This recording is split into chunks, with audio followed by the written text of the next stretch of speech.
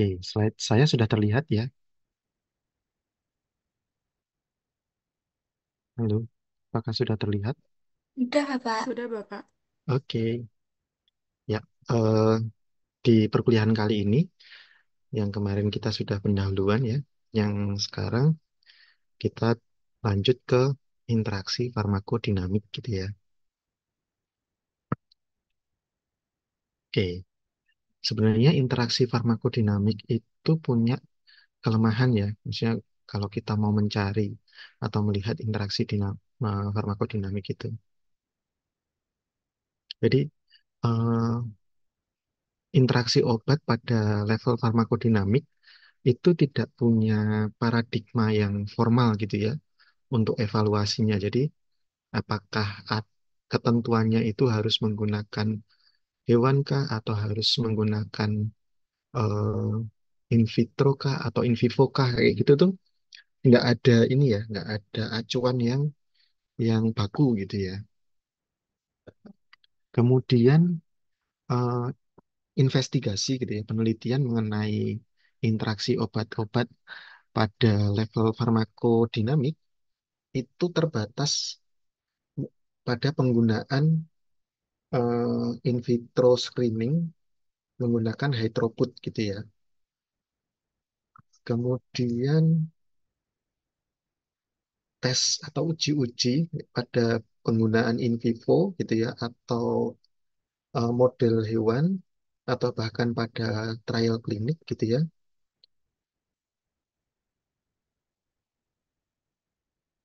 Itu sangat jarang dilakukan gitu ya. Meskipun gitu ya, ini bisa dilakukan gitu ya. Ini bisa dilakukan pengujian in vivo gitu ya, pengujian pada eh, animal gitu ya, atau bahkan nanti ketika pada saat uji klinik gitu ya, itu bisa saja diamati gitu ya, adanya interaksi obat-obat secara farmakodinamik gitu ya. Nah, di sini pada pengujian ini itu terdapat sistem atau patofisiologi yang lebih kompleks gitu ya. Oke. Nah, yang sering terjadi gitu ya pada interaksi obat dan obat itu merupakan terapi kombinasi gitu ya. Kemarin di pertemuan sebelumnya kita sudah membahas atau menyinggung beberapa terapi kombinasi gitu ya seperti koamoxiclav gitu ya, kemudian eh, kotrimoxazol, kemudian apalagi kemarin ada yang masih ingat kan? Kemudian sartan sakubitril gitu ya. Jadi kombinasi terapi ini sangat sering gitu ya digunakan pada infeksi pada kasus infeksi gitu ya, kemudian kasus cancer dan juga pada penyakit kardiovaskular gitu ya. Nah, tantangan utama pada penilaian interaksi obat secara farmakodinamik itu karena seringkali gitu ya, seringkali kita tidak paham gitu ya, bagaimana mekanisme aksinya secara detail gitu ya. Dan juga bagaimana hubungan dosis dan responnya gitu ya pada setiap obat secara individual. Ini sebagai contoh gitu ya, sebagai contoh baru setelah penggunaan lebih dari 1 tahun gitu ya, mekanisme aksi dari aspirin itu masih diidentifikasi gitu ya. Jadi yang kita tahu kan dia COX non-selektif gitu ya, non-selektif COX inhibitor gitu ya. Tetapi mekanisme yang pasti atau COX-nya itu ada di mana saja, itu juga masih tetap diperiksa gitu ya. Kemudian contoh obat-obat yang lainnya gitu ya. Tidak jarang gitu ya, tidak jarang bahwa eh, obat-obat yang digunakan gitu ya, atau yang sudah pasarkan itu memiliki apa ya, non target binding gitu ya. Jadi ada ikatan pada non target gitu ya. Sehingga ini yang menyebabkan munculnya gitu ya, munculnya eh, efek biologis gitu ya, atau efek farmakodinamik. Hmm. Ini contoh gitu ya, interaksi obat dan obat gitu ya, DDI, drug-drug interaction, itu obat gitu ya, kemudian digunakan obat atau obat-obat gitu ya. Efek yang muncul kemungkinan adalah penurunan aksi atau efektivitas dari obatnya gitu ya. Yang kedua adalah peningkatan aksi dari obatnya. Yang ketiga itu juga bisa muncul adverse event gitu ya. Atau di sini lebih ke adverse effect gitu ya. Apa sih adverse effect dan adverse event gitu ya? Bedanya apa? Adverse effect itu adalah kejadian yang tidak diinginkan akibat penggunaan obat gitu ya. Jadi kejadian tidak diinginkannya karena obat. Kalau adverse event itu adalah kejadian yang tidak diinginkan ketika menggunakan obat. Jadi eh, kejadian tidak diinginkannya itu bisa jadi tidak disebabkan oleh obat yang digunakan gitu ya. Oke, nah pada terapi kombinasi gitu ya, pada terapi kombinasi kita mengenal istilah sinergisme gitu ya.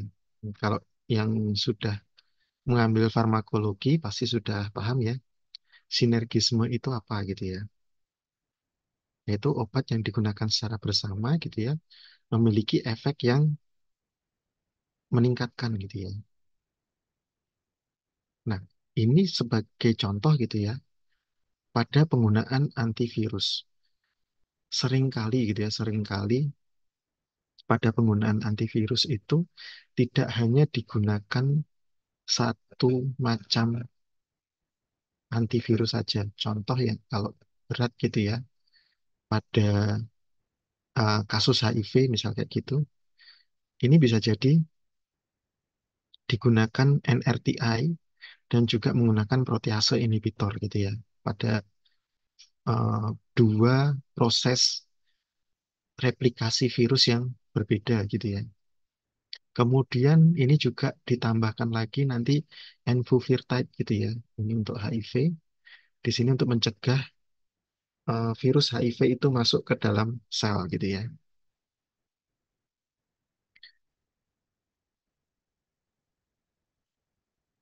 Kemudian pada HBV gitu ya. Hepatitis B virus atau hepatitis C virus gitu ya. Di sini ditambah apa digunakan interferon alfa misalnya itu untuk mencegah penetrasi dari virusnya. Kemudian di tempat lain gitu ya pada nucleic acid synthesis ini digunakan juga entecavir gitu ya untuk hepatitis B virus seperti itu. Kemudian ada juga kasus influenza misal kalau influenzanya berat gitu ya bisa digunakan misal di sini amantadin gitu ya untuk mencegah uncoating dari sel. Jadi coatingnya ini lepas gitu ya jadi material genetiknya keluar gitu ya. Atau di sini mencegah apa eh, menghambat neuraminidase gitu, neuraminidase sehingga mencegah eh, virus influenza itu dirilis ke keluar sel gitu ya. Ini sinergisme pada antiviral. Kemudian pada anti cancer. Nah, pada cancer itu sangat banyak ya si ininya gitu ya, tahapannya. Tapi yang jelas adalah terjadi sintesis atau terjadi replikasi DNA secara berlebihan yang diikuti replikasi sel gitu ya, replikasi sel secara masif gitu ya. Sehingga eh, sel-sel itu tumbuh tidak seperti seharusnya sel normal di sekitarnya gitu ya. Dan tipikal dari sel cancer itu juga dia tidak mati gitu ya, atau apa ya, dapat bereplikasi atau dapat berproliferasi terus-menerus gitu ya. Nah, ini contohnya mulai dari pembentukan purin atau pirimidin gitu ya. Ini adalah building block dari DNA gitu ya. Di sini juga bisa digunakan mulai dari merkaptopurin, tioguanin, metroteksat gitu ya, yang menghambat pembentukan cincin purin gitu ya. Kemudian setelah purin menjadi ribonukleotide gitu ya. Nah, di sini bisa dihambat gitu ya dengan hidroksiurea yang merupakan penghambat nukleotide reduktase, atau metotrexat fluorouracil ini juga bisa gitu ya, untuk menghambat sintesis deoksitimidin monofosfat gitu ya. Sehingga dari ribonukleotide ini tidak di eh, tidak diubah menjadi deoksiribonukleotide. Nah, kalau di sini sudah terbentuk gitu ya, nanti akan membentuk untai DNA gitu ya, digunakan untuk eh, replikasi DNA gitu ya. Nah, di sini sintesis DNA-nya bisa dihambat dengan sitarapin gitu ya. Kemudian kalau sudah jadi DNA, mengalami eh, transkripsi gitu ya, menjadi RNA gitu ya. RNA ini dihambat nih mulai dari penggunaan bleomisin, doxorubicin gitu ya, ini interkalasi DNA gitu ya. Kemudian crosslink DNA sehingga DNA-nya tidak bisa ditranskripsi gitu ya, menggunakan nitrosourea, cisplatin gitu ya. Jadi si DNA-nya tidak bisa ditranskripsi menjadi RNA. Nah, ini kalau sudah jadi RNA, bisa lagi nih dihambat sintesis proteinnya gitu ya, menggunakan L-asparaginase gitu ya. Nah, kalau sudah jadi protein, proteinnya nanti digunakan untuk menyusun mikrotubul, digunakan untuk menyusun enzim-enzim, digunakan untuk menyusun sel baru gitu ya. Nah, ini juga bisa ditambah yang lain ini. Untuk yang mikrotubule function, itu menggunakan vinca alkaloid, paklitaxel, colchicine gitu ya. Kemudian protein tyrosine kinase inhibitor ini untuk menghambat aktivitas enzim-enzim gitu ya. Nah, tetapi penggunaan lebih dari satu obat gitu ya, itu juga menimbulkan masalah gitu ya. Karena sel normal kita gitu ya, sel normal kita itu juga membutuhkan membutuhkan eh, adanya transkripsi, translasi gitu ya. Dan juga sel normal kita juga butuh melakukan proliferasi gitu ya, atau perbanyakan gitu. Makanya ketika menggunakan apa menggunakan kemoterapi gitu ya, sel-sel kita yang juga berkembang dengan cepat seperti rambut, kemudian sel darah itu juga mengalami gangguan gitu ya.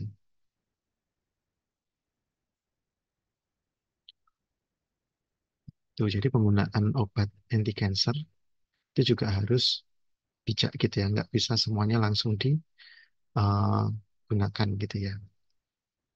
Kemudian berikutnya, nah ini adalah obat-obat anti hipertensi. Ini mulai dari saraf pusat gitu ya, di sini nih, di sebelah kanan atas gitu ya. Kemudian sistem eh, jantungnya, kemudian pembuluh darahnya gitu ya, kemudian ginjal, itu semua berperan gitu ya. Jadi sistem saraf pusat ini mengatur melalui saraf simpatetik gitu ya, mengatur kontraktilitas dan laju denyut jantung gitu ya. Bisa mengeblok langsung di alfa 2 di saraf pusat gitu ya, menggunakan klonidin, metildopa gitu ya, atau pada sel beta reseptor beta di beta 1 gitu ya, itu menggunakan atenolol atau verapamil gitu ya. Kemudian di smooth muscle itu bisa menggunakan amlodipin, hidralazin gitu ya, prazosin, macam-macam. Kemudian di ginjal, nah di ginjal ini juga banyak. Ada yang mengatur alirannya gitu ya, aliran darah ke ginjal menggunakan renin-angiotensin inhibitor gitu ya, atau menggunakan angiotensin converting enzyme inhibitor. Kemudian di tubulus itu juga ada diuretik gitu ya, ada diuretik tiazid, ada diuretik spironolakton atau diuretik lengkung gitu ya.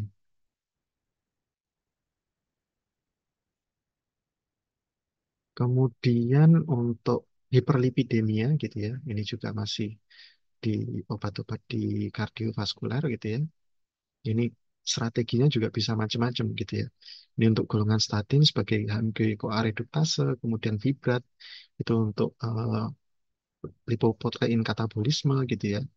Kemudian bile acid sequestran ini untuk mencegah reabsorpsi lemak gitu ya, sehingga dapat diubah menjadi kolesterol.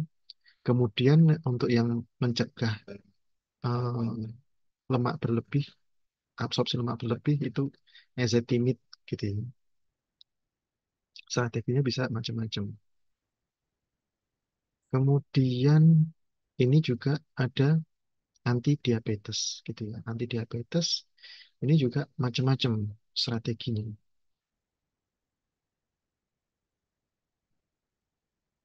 Ini bisa menggunakan TZD atau pioglitazone gitu ya. Ini untuk meningkatkan sensitivitas insulin di otot rangka gitu ya.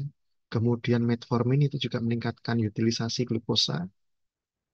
Kemudian ini incretin, ya, ada GLP-1 analog, ada DPP-4 inhibitor, itu untuk meningkatkan sekresi insulin gitu ya. Kemudian ini pioglitazone juga untuk meningkatkan insulin sensitivity pada sel lemak gitu ya. Kemudian SGL2 inhibitor ini untuk menurunkan reabsorpsi glukosa. Ini juga ada pioglitazone di hati, itu juga meningkatkan sensitivitas insulin. Metforminnya itu untuk menurunkan produksi glukosa. Kemudian ada juga incretin terapi ini untuk proteksi neuron dan juga untuk antiinflamasi karena pada diabetes mellitus itu juga terjadi eh, gangguan pada sistem saraf, terutama sistem saraf perifer gitu ya, yang dinamakan diabetik neuropati gitu ya. Nah, ada juga nanti kaitannya kalau neuronnya itu rusak gitu ya. Berikutnya yang kena bisa mata gitu ya. Mata ini karena neuronnya atau pada sel-sel matanya gitu ya. Seperti itu. Kemudian untuk analgesik. Nah, analgesik ini dibagi menjadi dua, analgesik non-opioid dan juga analgesik opioid gitu ya. Analgesik non-opioid sendiri itu terbagi menjadi NSAID atau non-steroid anti-inflammatory drugs seperti aspirin, ibuprofen, diclofenac gitu ya. Ada yang non-selektif, ada yang selektif COX inhibitor gitu ya. Kemudian othernya ini paracetamol. Kenapa sih paracetamol kok masuk other? Ada yang tahu nggak? Dia analgesiknya melalui apa?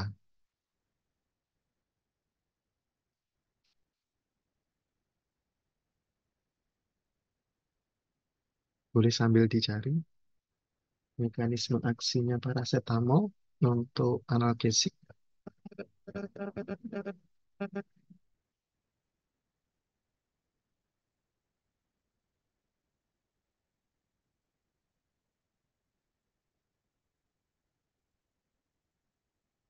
Halo,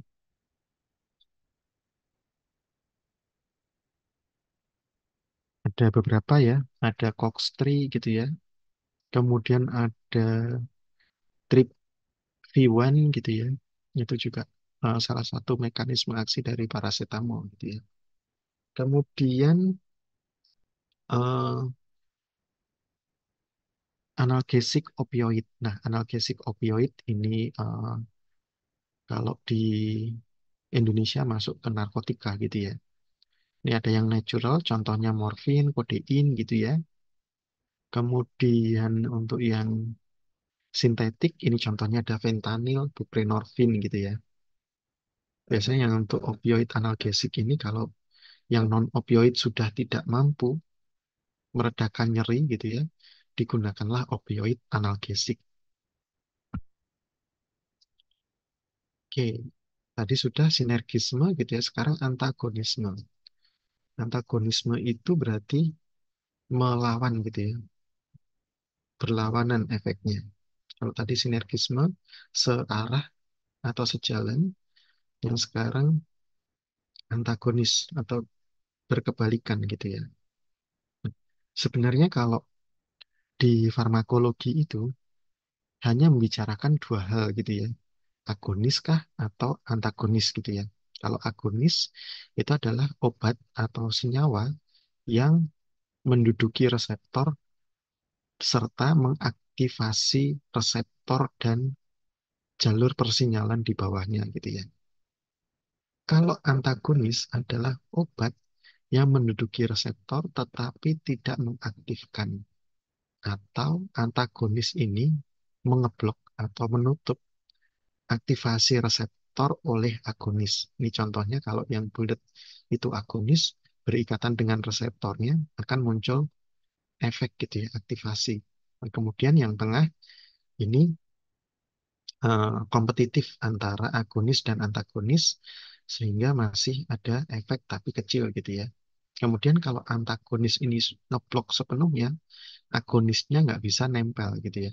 Sehingga tidak ada aktivasi dari jalur persinyalan di bawah atau yang diaktifasi oleh reseptor tersebut gitu ya. Oke, berikutnya ini antagonisme antara NSAID dengan ACE inhibitor atau angiotensin receptor blocker di ginjal gitu ya. Nah, ini NSAID dia menyebabkan konstriksi dari efferent arteriole. Nah, jadi bisa menyebabkan kerusakan pada ginjal gitu ya. Sedangkan ACE inhibitor atau ARB, angiotensin receptor blocker, itu mendilatasi pada efferent arteriole yang memberikan efek proteksi pada ginjal gitu ya. Afferent itu apa sih? Afferent itu arteriol yang masuk ke glomerulus gitu ya. Kalau efferent itu adalah uh, arteriol yang keluar dari glomerulus. Nah, ini glomerulus itu tempat menyaring cairan gitu ya dan mengeluarkan sisa-sisa metabolisme. Oke, kemudian NSAID dengan aspirin drug interaction. Ini kalau hanya aspirin saja, ini aspirin sebelah kiri gitu ya. Yang sebelah kanan ini asam salisilat gitu ya. Yang bawah ini, gambar di bawah, kelihatan nggak ya? Kursor saya kelihatan nggak ya? Lihat, Pak. Kelihatan. Oke. Berarti saya Kelihatan, Pak. nggak perlu pakai itu ya, anotasi ya. Oke, bentar. Nah, yang sebelah kiri ini aspirin gitu ya. Di sini ada gugus apa ini? Ada gugus asetat gitu ya. Gugus asetatnya ini dia akan masuk gitu ya. Dia akan masuk ke sini dan berikatan di kot apa di eh, serin di sini gitu ya. Pada pocket ini gitu ya, pada kantong ini. Kemudian asam salisiliknya keluar gitu ya. Nah, ini pada platelet. Ini merupakan COX-1 dimer gitu ya. Kemudian ini kalau ada ibuprofen gitu ya. Kalau ibuprofennya digunakan lebih dulu, dia akan berefek gitu ya. dia akan berefek, tapi tidak berikatan langsung dengan serin yang ada di sini, yang merah ini. Dia nggak berikatan langsung gitu ya. Tapi cukup untuk mengeblok gitu ya, COX-1. Nah, setelah ini ngeblok gitu ya, si aspirin itu tidak bisa masuk gitu ya, tidak masuk di sini. Tetapi si ibuprofen ini karena dia tidak berikatan langsung gitu ya, secara kuat, sehingga ini bisa digunakan jarak waktu gitu ya, jarak waktu antara penggunaan ibuprofen dengan aspirin gitu ya. Sehingga efek yang kita harapkan pada platelet gitu ya untuk menghambat apa faktor pembekuan darah gitu ya yang pada kasus stroke ini masih bisa digunakan gitu ya. Tetapi kalau aspirinnya digunakan terlebih dahulu, dia akan menutup poketnya ini. Sehingga kalau diberikan ibuprofen, setelahnya anti nyerinya itu nggak muncul gitu ya. Nah ini kalau di platelet gitu ya. Tapi kalau di sel-sel lain yang mempunyai dimer COX-1 ini, jadi efek dari ibuprofennya nggak muncul gitu ya.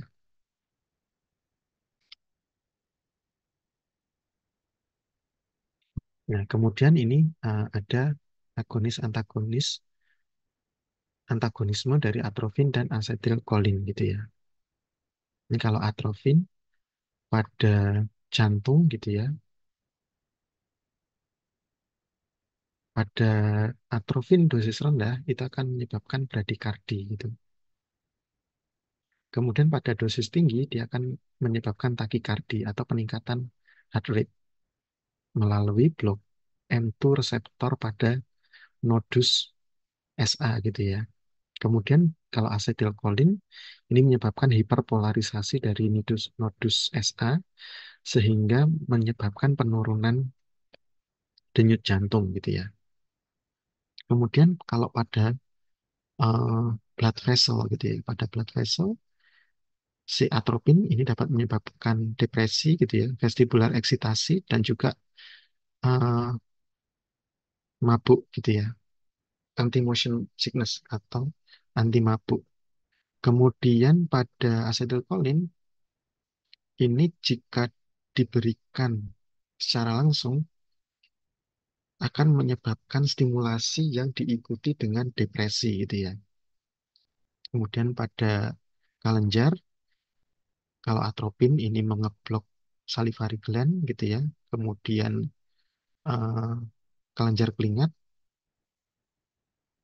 itu juga diblok gitu ya. Kemudian pada asetylkolin itu dia dapat meningkatkan gastrointestinal tract, pengeluaran cairan gitu ya pada gastrointestinal, kemudian pada lacrimal, respiratory, saliva, dan juga nasofaringal, faringeal gitu ya, nasofaring. Kemudian pada smooth muscle, kalau atropin itu dapat menyebabkan relaksasi pada smooth muscle karena ikatannya dengan M3 gitu ya. Muscarinic 3, reseptor muscarinic 3.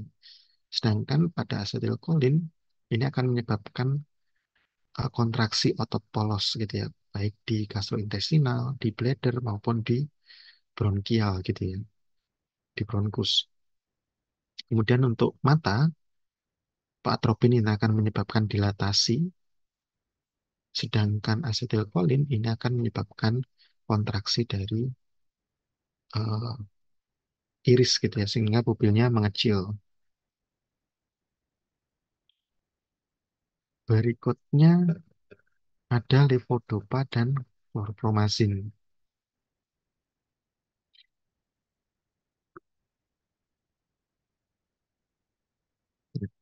Ini di apa gambar sebelah kiri ini adalah gambaran di central nervous system dan juga blood circulation gitu ya. Yang di apa di ham apa barrier gitu ya, atau dihalangi oleh namanya blood-brain barrier gitu ya. Nah, kalau pemberian obat seperti opikapon, tolkapon, dan entacapon, tolkapon ini dia bisa masuk melalui blood-brain barrier menuju central nervous system. Ini akan mencegah L-dopa berubah menjadi 3-O-methyl-dopa sehingga dopaminnya ini meningkat gitu ya. Sedangkan opikapon, tolkapon, entacapon itu mencegah L-dopa yang ada di sirkulasi darah menjadi 3-O-methyl-dopa sehingga L-dopa yang ada di sirkulasi darah bisa ditransportasikan masuk ke central nervous system. Ini juga terjadi peningkatan dopamin gitu ya. Nah, terjadi peningkatan dopamin ini akan meningkatkan aktivitas dari dopaminergic gitu ya. Sedangkan di sini tolkapon itu juga bisa menghambat perubahan dopamin menjadi 3-metoksitiramin gitu ya. Jadi dopaminnya makin banyak. Kemudian yang di sini sebelah gambar sebelah kanan ini ada dopamin dan klorpromazin. Kemudian D2 reseptor itu adalah dopamin reseptor tipe 2. Reseptor dopamin ada bermacam-macam gitu ya. Ada D1, D2, D3. Kemudian ini rilis dopamin gitu ya. Rilis dopamin kalau dopaminnya tan yang tanpa klorpromazin gitu ya. Kemudian berikatan dengan D2, ini akan menyebabkan transduksi sinyal dari reseptor D2. Ketika ada klorpromazin atau obat klorpromazin gitu ya, reseptor D2-nya akan diblok sehingga tidak terjadi sinyal transduksi gitu ya, tidak terjadi efek atau aktivitas dari dopaminergiknya di blok gitu ya, diganggu atau dihambat. Oke, berikutnya terkait adverse effect gitu ya. Tadi kan efek dari drug-drug interaction itu bisa peningkatan efeknya, kemudian bisa berlawanan efeknya gitu ya, atau muncul adverse effect. Jadi sesuatu yang benar-benar berbeda gitu ya, atau menimbulkan efek samping atau efek yang tidak diinginkan. Oke, contohnya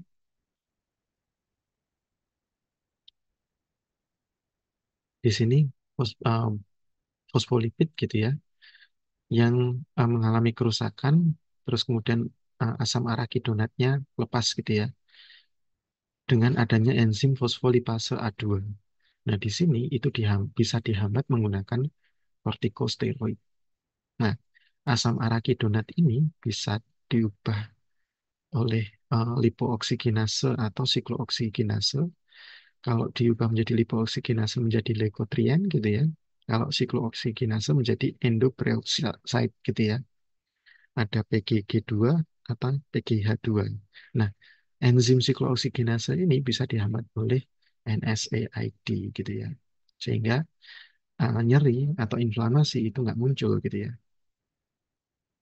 Tetapi eh, efeknya ini gitu ya, ada tromboksan A2, kemudian ada PGE2, PGF2E, PGD2, prostasiklin gitu ya. Nah, si penggunaan kortikosteroid yang terus-menerus atau penggunaan NSAID yang terus-menerus itu mengganggu pelepasan prostaglandin di lambung gitu ya. Sehingga kalau lambungnya tidak terlapisi, akhirnya akan terjadi ulcer gitu ya, atau terjadi luka pada lambung akibat eh, pH rendah dan juga proteo atau protease gitu ya, adanya proteolitik dari protease sehingga terjadi ulcer atau tukak lambung. Oke, berikutnya ini ada beberapa obat Ada aspirin gitu ya, aspirin, ada juga clopidogrel gel. Oke. Aspirin ketika digunakan di apa peredaran darah sistemik dan peredaran darah portal, dia akan berikatan atau menghambat COX-1 gitu ya. Nah, ini muncul asam salisilatnya inaktif. Kemudian di liver gitu ya, di liver dia juga mengalami metabolisme menjadi asam salisilat yang inaktif gitu ya. Kemudian pada systemic blood itu ada sekitar 50-an gitu ya, yang masih bisa berikatan dengan COX-1. Nah, di sini dia juga bisa berinteraksi dengan NSAID gitu ya. SSRI di sini itu juga bisa menghambat COX-1 gitu ya. Dan juga P2Y12. Nah, di sini kemudian ada clopidogrel gitu ya. Clopidogrel itu dia inaktif gitu ya. Ini merupakan prodrug, kemudian ditransport masuk gitu ya ke dalam darah, kemudian ke hati, ini di metabolisme menggunakan enzim sitokrom 2C19, 1A2, 2B6 gitu ya. Atau ada yang dikeluarkan lagi ke usus dengan transporter PGP gitu ya, atau ATP binding cassette-nya PGP gitu ya, protein glycoprotein P gitu ya. Kemudian ini dengan HCE1 ini, clopidogrel juga bisa diubah menjadi metabolit inaktif ya, sebesar 90%. Kemudian dengan adanya metabolisme di hati, itu juga diubah menjadi 2-oksoclopidogrel. Nah, inilah yang bersifat aktif gitu ya. Kemudian intermediate aktif gitu ya. Dengan 3A4, 2B6, 2C19, 2C9 itu bisa diubah menjadi metabolit aktif. Nah, pada metabolisme di sini gitu ya, pada metabolisme di 3A4 utamanya itu banyak sekali eh, apa? Banyak sekali obat-obat yang mengubah gitu ya, mengubah metabolisme dari clopidogrel gitu ya. Contohnya ada statin, omeprazol gitu ya, kalsium channel blocker, macrolide. Ini juga sama gitu ya. Nah, kalau dari gambar ini kira-kira mana yang eh, merupakan interaksi obat-obat pada level farmakodinamik, mana yang interaksi obat pada level farmakokinetik.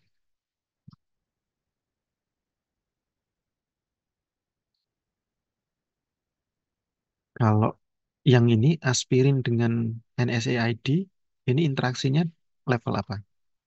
Farmakodinamik atau farmakokinetik?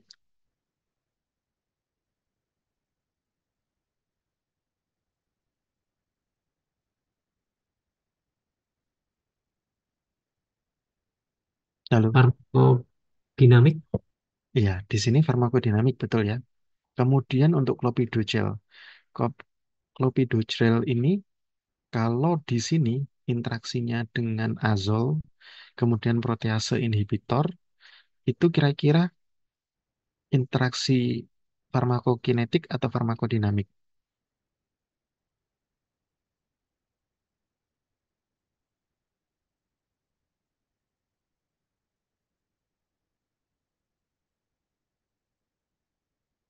Ini pada fase farmakokinetik ya, karena yang berubah absorpsinya gitu ya.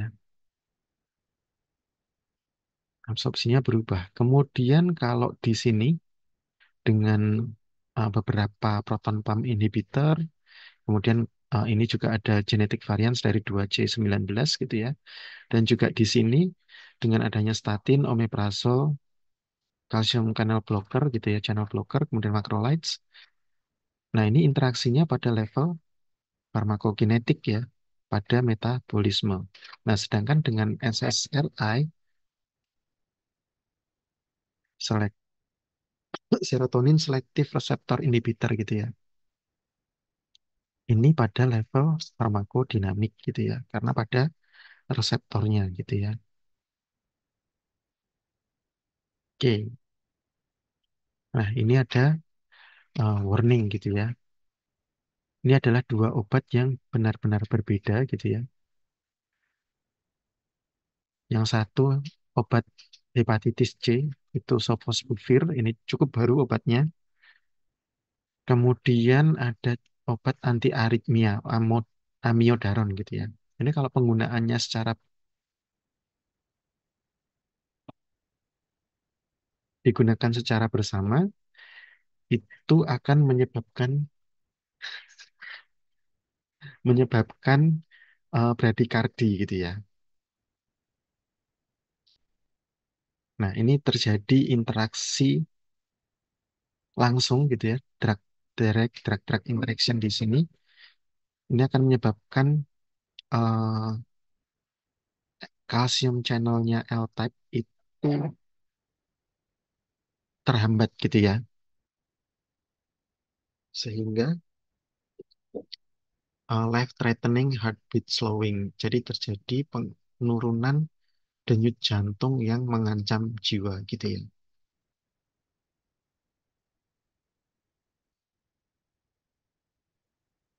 Oke. Ada juga interaksi-interaksi. Tadi kan interaksi yang meningkatkan atau menyebabkan efek samping gitu ya. Ada juga beberapa obat gitu ya. Kalau digunakan secara bersama, itu ternyata menurunkan efek samping dari obat-obat lain gitu ya. Mungkin kalau di penelitian farmakologi gitu ya, atau di model penyakit, kita suka menggunakan eh, yang pertama bisa menggunakan bedah gitu ya. Kita misal nih buat gangguan ginjal dengan cara ginjalnya kita eh, apa kita ikat atau kita kurangi satu gitu ya. Kemudian yang satu kita ikat, kemudian model low blood flow gitu ya ke otak gitu ya. Kemudian di arteri karotidnya ini kita ikat atau kita persempit gitu ya. Kemudian model lain model apa diabetes misal kayak gitu, pankreasnya diambil misal kayak gitu, itu juga bisa gitu ya. Tapi yang metode lain gitu ya, metode lain itu bisa menggunakan obat-obatan gitu ya, atau senyawa senyawa kimia gitu ya. Senyawa kimia itu bisa menimbulkan adverse effect atau menimbulkan penyakit-penyakit tertentu. Nah, penggunaan obat bersama obat-obat yang menimbulkan adverse effect ini itu juga bisa menurunkan adverse effect dari obat lain gitu ya. Contoh, kalau menggunakan obat-obat NSAID gitu ya, itu juga menimbulkan eh, tukak lambung gitu ya. Nah, nanti ketika menggunakan obat-obat lain, itu bisa menurunkan, nah itu bisa apa? Bisa disengaja maupun tidak gitu ya, penggunaan obat lainnya itu ternyata dapat menurunkan adverse effect dari NSAID gitu ya. Atau penggunaan obat-obat SSRI gitu ya, ternyata bisa menyebabkan peningkatan kadar gula darah gitu ya. Kemudian penggunaan beberapa obat yang di apa dimaksudkan seperti metformin gitu ya, itu juga bisa menurunkan adverse effect dari SSRI yang bentuknya adalah peningkatan kadar gula darah gitu ya. Atau penggunaan yang tidak sengaja, misal penggunaan bersama vitamin D gitu ya. SSRI dengan vitamin D, ternyata vitamin D mampu menurunkan adverse effect dari SSRI gitu ya. Misal aripiprazol gitu ya. Seperti itu. Nah, ini adalah contoh-contoh eh, obat-obat yang sebenarnya tidak digunakan untuk menurunkan efek samping gitu ya, tetapi ternyata penggunaan secara bersama itu menurunkan efek sampingnya. Contoh obat-obat seperti metoclopramid, haloperidol, aripiprazol gitu ya, itu ternyata menyebabkan dyskinesia gitu ya. Dyskinesia itu apa? Ini adalah salah satu sindrom ekstrapiramidal gitu ya, akibat antagonisme dopamin D2 itu terjadi apa ya? Gerakan wajah yang tidak dikehendaki gitu ya, atau tidak dikontrol, atau involuntarily orofacial movement gitu ya. Jadi kayak gerakan mengunyah atau pipinya kayak kedutan gitu ya, karena penggunaan obat-obat ini. Yang paling banyak atau paling parah biasanya menggunakan haloperidol gitu ya. Tapi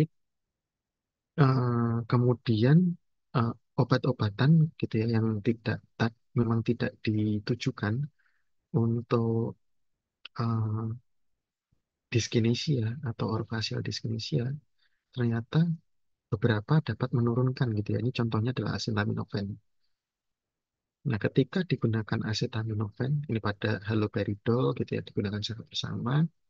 Kemudian ini aripiprazol juga digunakan secara bersama, metoclopramid juga digunakan secara bersama.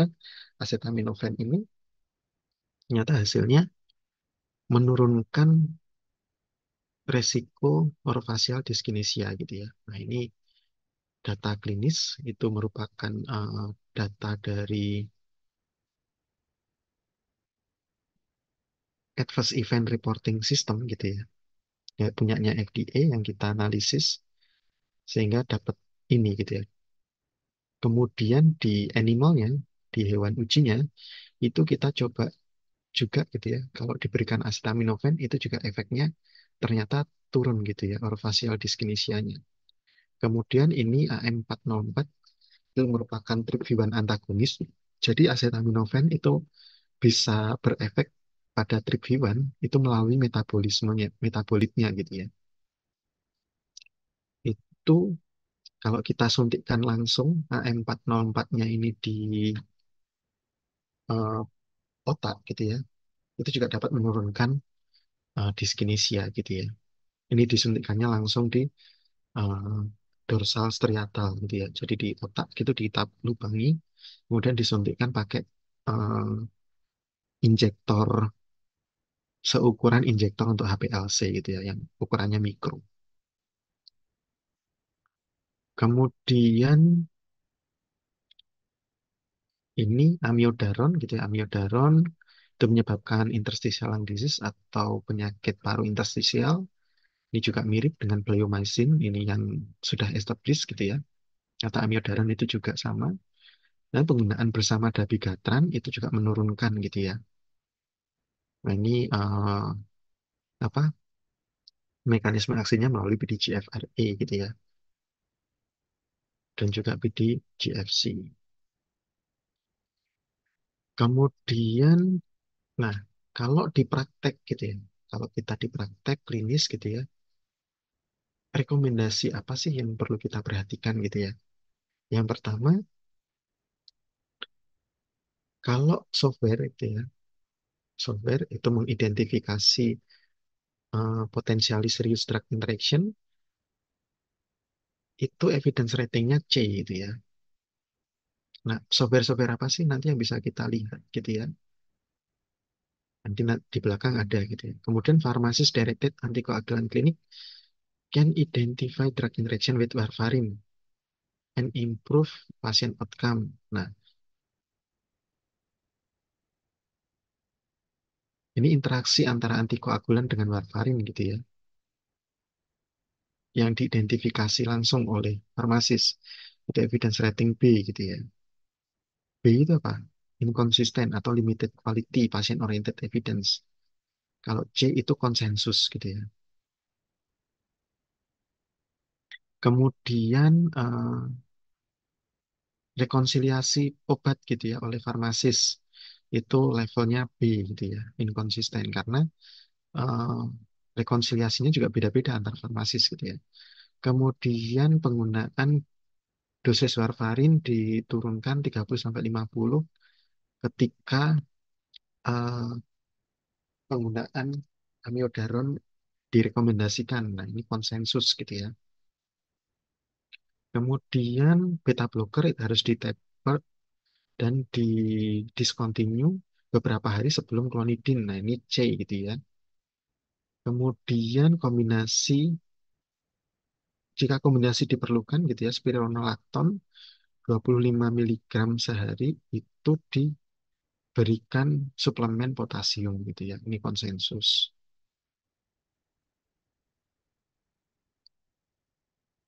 Kemudian ini pada geriatri gitu ya. Best practice in geriatric medicine. Karena geriatrik itu mengalami perubahan fisiologi, kemudian seringkali obatnya juga banyak gitu ya. Nah, obat itu bisa kita berikan pada geriatri atau pada pasien lansia ketika kita sudah melakukan review dari drug regimennya gitu ya. Apakah dosisnya sesuai, apakah dosisnya tidak berlebihan gitu ya, apakah waktu penggunaannya sudah tepat gitu ya. Kemudian sebaiknya gitu ya tidak memberikan obat pada pasien yang telah mendapatkan obat 5 atau lebih gitu ya. Atau menggunakan obat secara terus-menerus tanpa jangka waktu yang jelas gitu ya. Tanpa review yang komprehensif gitu ya terhadap pengobatan yang sudah diterima. Ini obat-obatannya termasuk obat-obatan OTC atau obat bebas terbatas, kemudian suplemen gitu ya, dan juga penggunaan bahan lainnya, misal diet itu juga masuk gitu ya, kemudian penggunaan herbal itu juga perlu direview atau perlu diketahui ininya, eh, riwayat penggunaannya. Oke, nah ini tools gitu ya, toolsnya macam-macam. Ini Mas dan Mbak kalau mau lihat interaksi obat itu bisa menggunakan go.drugbank.com, itu drug interaction checker gitu ya. Makanya karena pada kondisi sekarang ini akses internet tidak bermasalah gitu ya, sehingga bisa menggunakan online tools gitu ya.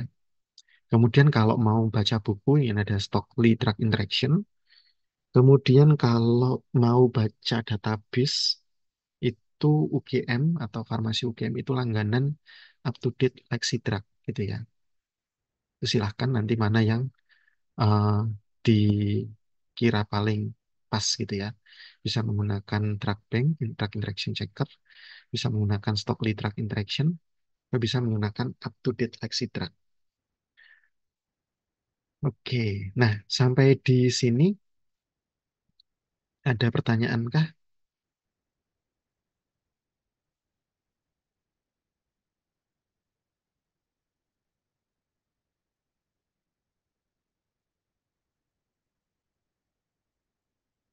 tadi ya? Kalau yang ada di tools ini gitu ya, baik drug bank, Stockley drug interaction, up to date Lexidrug, itu level evidence-nya di C gitu ya. Nah, ada biasanya sudah merupakan konsensus yang ada di situ.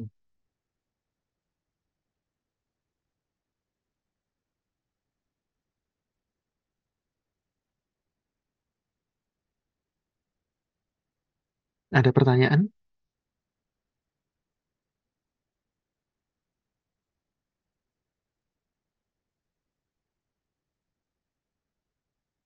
Oke, kalau tidak ada, minggu depan semoga sudah bisa luring gitu ya. Nanti silahkan diundi siapa yang maju presentasi duluan terkait interaksi obat-obat gitu ya, yang bersifat pada level farmakodinamik gitu ya, baik pada reseptor, pada sel, atau pada sistem, gitu ya.